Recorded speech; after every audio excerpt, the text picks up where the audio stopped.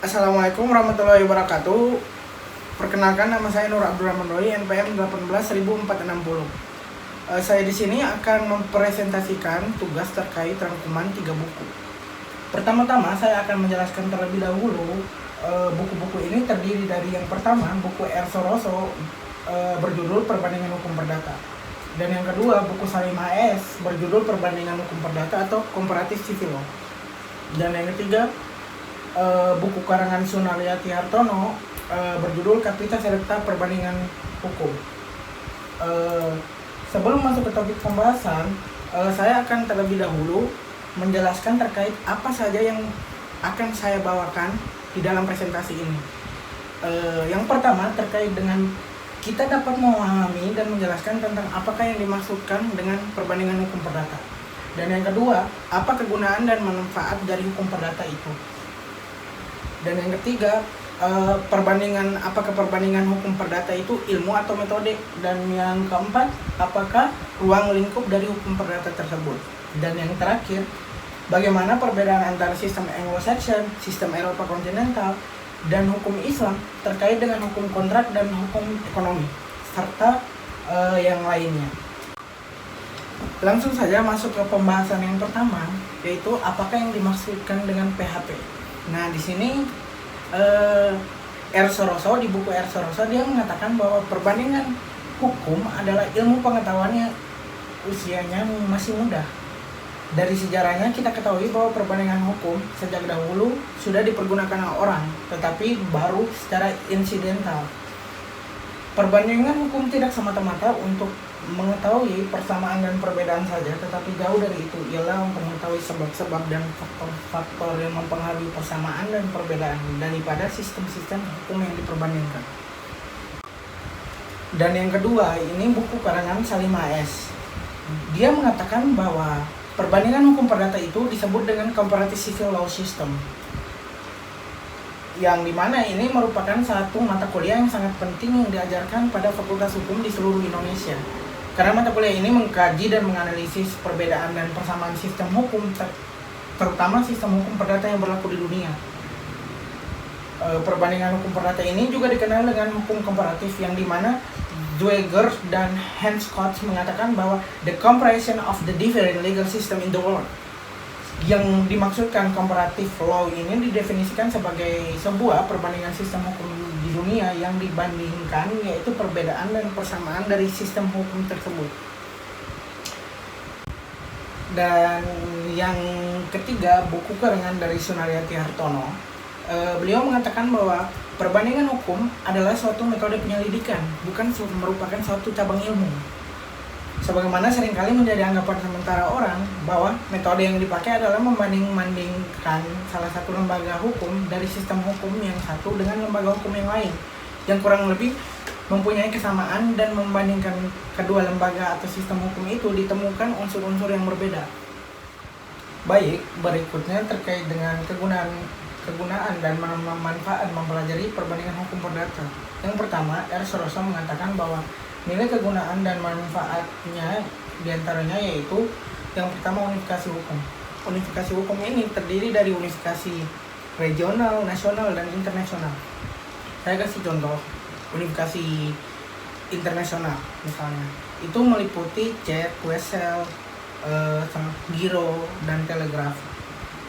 Dan yang selanjutnya, harmonisasi hukum. Dan yang ketiga, pembaruan hukum, penentuan asas-asas umum dari hukum, ilmu pembantu hukum perdata internasional, dan yang terakhir, pendidikan penasihat juridis. Sedangkan di buku Salim HS ini, ia menjelaskan bahwa Peter de Cruz mengungkapkan 5 fungsi atau kegunaan dan tujuan hukum komparatif, yang meliputi sebagai disiplin akademis, sebagai bantuan bagi legislasi dan perubahan hukum, sebagai perangkat konstruksi, sebagai sarana untuk memahami peraturan hukum, dan sebagai kontribusi pelayanan sistematika serta harmonisasi hukum. Sedangkan manfaat dari mempelajari perbandingan hukum perdata ini menurut buku Salim HS dibedakan menjadi 2 manfaat, yaitu manfaat teoritis, yang dimana merupakan kegunaan, faedah, atau keuntungan yang berkaitan atau berhubungan dengan perkembangan teori, khususnya teori hukum perdata. Dan yang kedua, manfaat praktis, yang merupakan kegunaan, faedah atau keuntungan yang berkaitan dengan praktik-praktik. Nah, praktik-praktik ini berkaitan dengan pelaksanaan secara nyata dari teori-teori yang sudah ada.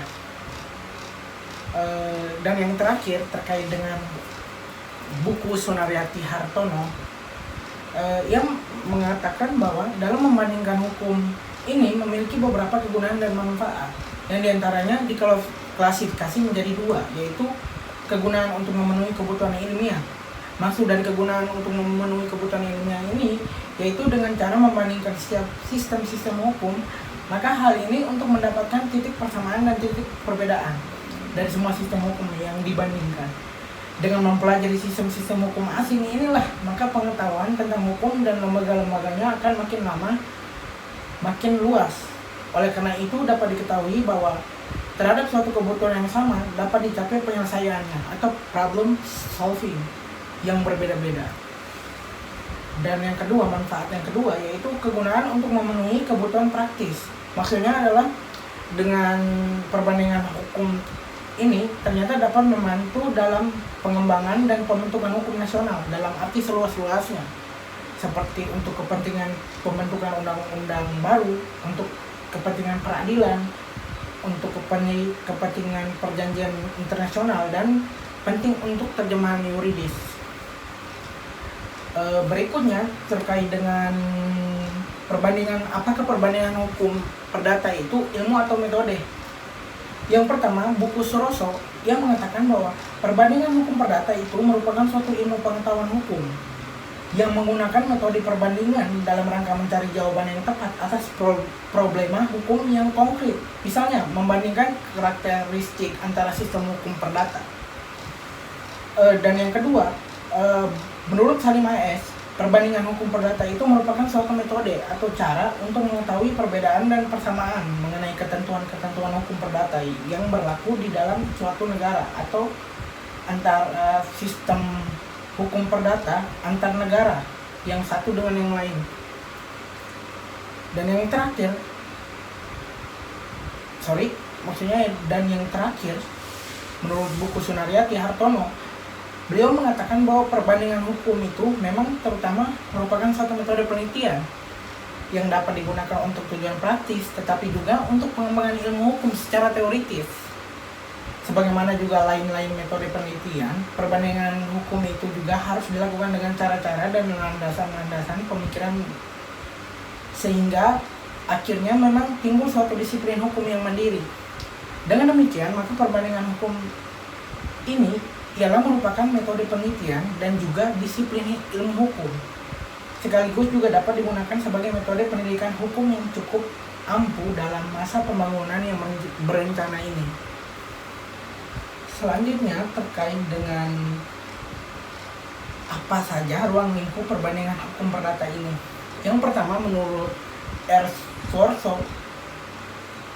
ia mengatakan bahwa ruang lingkup perbandingan hukum perdata itu terdiri dari 3. Yang pertama, pengertian dasar daripada perbandingan hukum perdata yang mencakup segala segi perbandingan hukum perdata. Misalnya, apakah perbandingan hukum itu? Terus, yang kedua, apakah tujuan perbandingan hukum perdata itu, dan sebagainya. Selanjutnya, terkait ruang lingkup yang kedua, yaitu perbandingan hukum perdata secara umum yang membandingkan sistematika hukum berbagai negara, misalnya antara sistem Eropa kontinental dan sistem Anglo-Saxon. Dan yang terakhir, ruang lingkupnya yaitu perbandingan hukum perdata khusus yang membandingkan lembaga-lembaga hukum negara yang satu dengan yang lainnya, misalnya antara lembaga hukum perkawinan Inggris dengan Jerman, atau lembaga perkawinan antara adat Bali dengan adat Minang.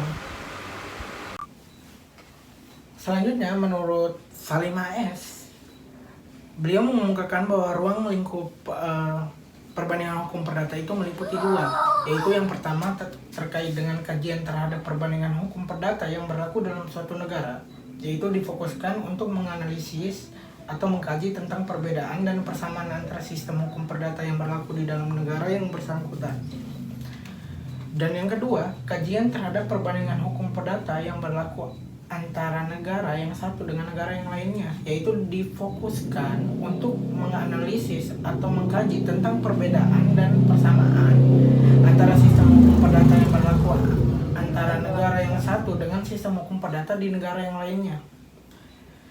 Dan terakhir, menurut Sunaryati Hartono, beliau mengemukakan bahwa ruang lingkup hukum perdata ini, ruang lingkup perbandingan hukum perdata ini terdiri dari 3, yaitu yang pertama yaitu pengertian dasar dari perbandingan hukum itu sendiri.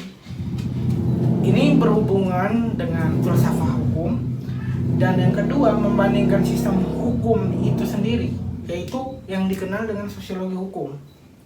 Dan yang terakhir, membandingkan lembaga-lembaga hukum yang dikenal dengan sejarah hukum. Baik, berikutnya perbedaan antara sistem Anglo-Saxon dan Eropa kontinental terkait dengan hukum kontrak. Yang dimana Salim HS membagi perbedaannya, yaitu dimulai dari syarat sahnya kontrak dan berakhirnya kontrak. Dimulai dari Amerika. Di Amerika ini syarat sahnya kontrak itu yaitu offer and exception. Kemudian diikuti oleh Inggris, yang dimana Inggris ini menganut sistem Anglo-Saxon, yaitu yang pertama sahnya kontrak itu dimulai oleh intention to create legal relation, dan yang kedua formalities. Kemudian di Eropa di Rusia sendiri dimulai oleh conformment with the requisite form. Dan yang kedua, agreement on essential condition. Dan yang terakhir, other requirement of the contract formation. Yang terakhir, berikutnya di Indonesia sendiri, syarat sahnya kontrak itu dimulai yang pertama, kesepakatan. Yang kedua, kecakapan. Yang ketiga, objek. Dan yang terakhir, kausa yang halal. Kemudian, lanjut lagi terkait dengan berakhirnya kontrak menurut Salim HS. Perbedaannya yaitu di Amerika sendiri yang menganut sistem Anglo-Saxon dimulai oleh complete performance, dan yang kedua substitute contract, ketiga accord and satisfaction, kemudian and account state, dan yang terakhir illegality. Sedangkan di Rusia sendiri dimulai berakhirnya kontrak dimulai dari accord and satisfaction, the offside in the question of the claim. Yang ketiga, termination of the obligation because of the impossibility to discharge.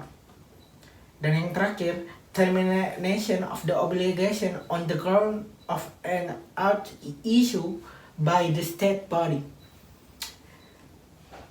Kemudian di Inggris yang menganut sistem Anglo-Saxon, berakhirnya kontrak itu sejak ditandai oleh discharging by agreement dan discharging by frustration.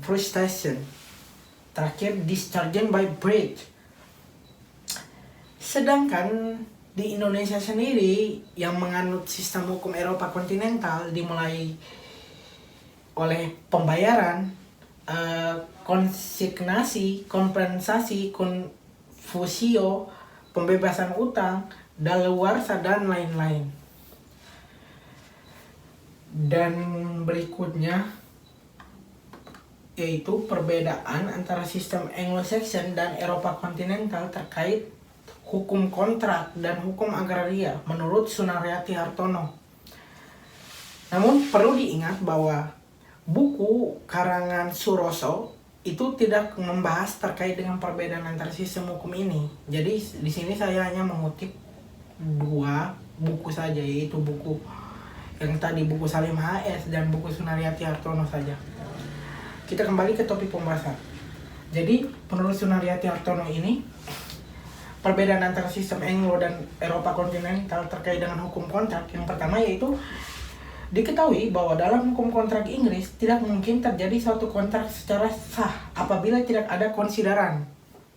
yaitu imbalan atau prestasi dari pihak yang satu kepada pihak yang lain untuk prestasi atau janji atau prestasi yang akan diterimanya dari pihak yang pertama. Dengan demikian, hukum Inggris tidak mengenal perjanjian sepihak. Sedangkan di Belanda dan juga Indonesia dikenal dengan adanya perjanjian sepihak. Sebagaimana ditegaskan di dalam pasal 1313 KUH Perdata. Contoh dari maksud saya contoh dari perbuatan hukum sepihak antara lain yaitu perbuatan seperti penerimaan suatu warisan, membuat wasiat, pengakuan anak di luar kawin. Dan kemudian terkait dengan perbedaan sistem Anglo-Saxon dan Eropa kontinental terkait dengan hukum agraria. Pada dasarnya status tanah dalam doktrin hukum Inggris, the common law system, ialah berpokok pada konsepsinya yaitu feudal yang menyatakan bahwa kedaulatan untuk menguasai dan menentukan tanah dimiliki oleh raja. Jadi bisa diketahui rakyat biasa tidak bisa memiliki tanah secara pribadi. Yang dimana penguasaan dan berbagai kepentingan atas tanah telah diyakini oleh raja sejak hari pemukiman dimulai. Selama itu juga menjadi dasar dari usaha mengelaborasi tanah. Sedangkan pada sistem Eropa kontinental yang mendapatkan pengaruh dari hukum Prancis dan revolusi Prancis yang berlandaskan filsafat, liberalisme, dan individualisme. Di sini dikenal dengan hak milik sebagai hak mutlak. Jadi bisa diketahui seperti di Indonesia sendiri. Jadi kita bisa mempunyai tanah sebagai hak milik dan hak sebagai hak mutlak. Yang mana hak milik dan hak mutlak ini yaitu dalam arti seluas-luasnya. Tidak hanya sebatas hak milik atas sesuatu yang berwujud, tetapi juga meliputi hak milik atas sesuatu yang tak berwujud atau incorporeal property. Sehingga dengan demikian rakyat bisa memiliki tanah tersebut sebagai hak mutlak dan bisa diturunkan sebagai warisan dan lain-lain. Sekiranya itu saja presentasi saya hari ini. Namun sebelum saya menutupi presentasi kali ini, ada kesimpulan yang saya tarik dari presentasi rangkuman 3 buku ini, yaitu buku Suroso, Salimah S, dan Sunariyati Hartono ini. Yang dimana antara 3 buku ini memang pasti ada kekurangan dan kelebihannya masing-masing terkait dengan perbedaan mengenai sistem hukum.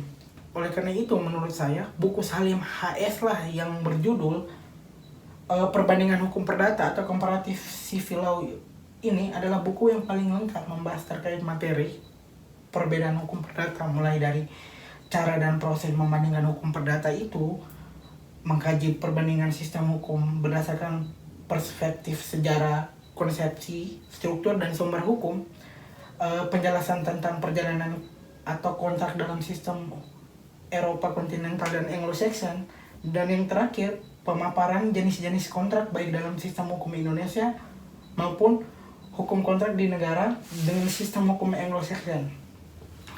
Itu saja mungkin sekiranya kesimpulan yang saya ambil. Apabila ada kesalahan kata atau kalimat pada presentasi saya kali ini, mohon dimaafkan. Kritik dan saran saya terima. Tinggalkan komentar di bawah ini. Wassalamualaikum warahmatullahi wabarakatuh. Selamat malam.